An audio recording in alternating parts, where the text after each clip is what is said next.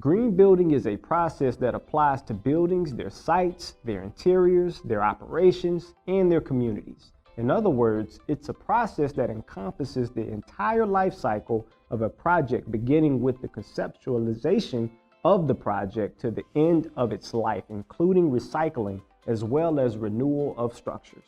It all starts with finding high-quality construction material with lower environmental impact, conducting life cycle assessments before the commencement of the project helps with integrating environmentally friendly designs into a project.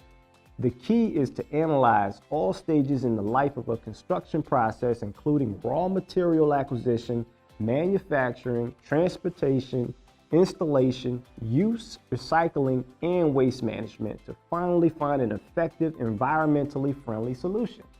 This standard practice both expands and complements the conventional building design requirements of economy, utility, durability, and comfort with a sustainable, high-performance green building solution.